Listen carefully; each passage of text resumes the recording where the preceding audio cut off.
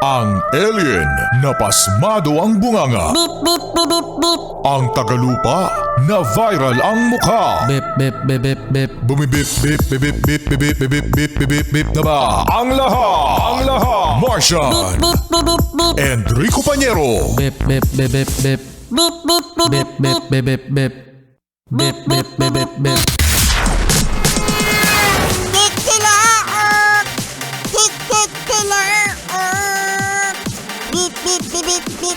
Ito na ang 101.1 Yes FM Balitang Hoy, mga yes pa rin, kayo ba ay familiar sa grupo ng mga kabataan na tinatawag na Geng Geng?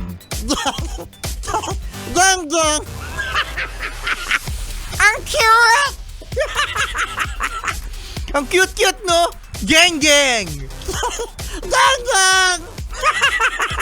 Tikita ko sa pangalan na yan. Geng Geng. Sila mga yes friend, yung mga kabataan na 17 years old pababa. Pagkatapos, ang pormahan ay jorts.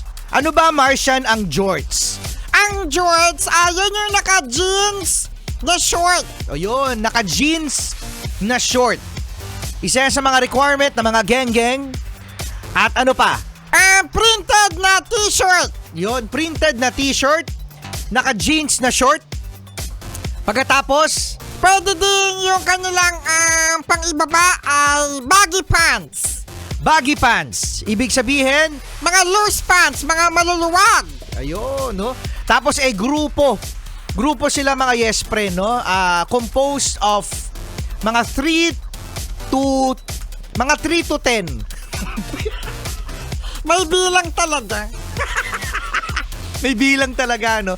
Basta marami sila mga yes friend. More than 2. Oo, yan ang mga... Geng, geng. Ang cute. So ngayon mga yes friend, dahil nga sila ay nale-label na mga nanggugulo sa mga lugar. Sa mga kasi nababalitaan naman natin sila.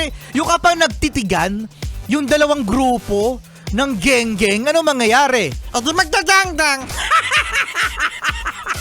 Di magdadangdang sila. Mga member kasi ng gang. Kaya sila tinawag na geng-geng. Geng-geng na pala tawag sa kanila. So, ngayon ay bawal na sila Saan? sa BGC. Sa BGC? Oo, sa BGC dyan sa Taguig. Alam mo naman mga yes friend, kapag kayo ay nasa BGC, medyo slang na yung salita dyan. Sal. Oo, pero ang ganda dyan sa BGC. Para nasa ibang bansa ka nga mga yes friend kapag nasa BGC ka, no? So, ngayon, kapag nakakakita na ang mga otoridad, mga security personnel ng mga mukhang geng-geng, ay pinapadisperse na sila. Pinapadisperse? Agad-agad? Para maiwasan daw ang gulo. Purikat geng-geng, gulo agad? Hindi ba pwedeng gusto lang mamasyal? Oo. So, ayun nga mga yes friend. Ang debate ngayon kung discrimination ba ito para sa mga geng-geng sa may BGC. So, kung kayo ay naka-loose pants, kung kayo ay naka-printed shirt, at kayo ay napagkamalang geng-geng at 17 years old pababa, ha! Alam na this! Mainit kayo sa security!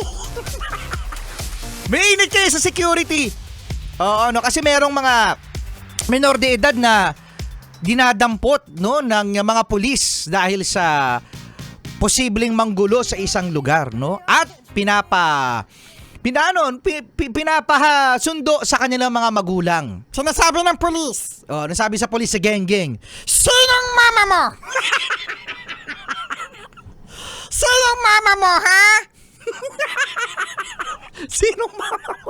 Sinong mama mo? Oo, yan, sa mga responsibilidad din kasi ng mga magulang yan. Oo, para maging disiplinado ang mga anak, para hindi manggulo. Oo, kasi okay lang okay lang mga yes, para maging geng-geng, no? Oo, okay lang. For me, okay lang, wag lang manggulo kasi natatag sila na magulo. Kasi nga geng-geng, pero ang cute!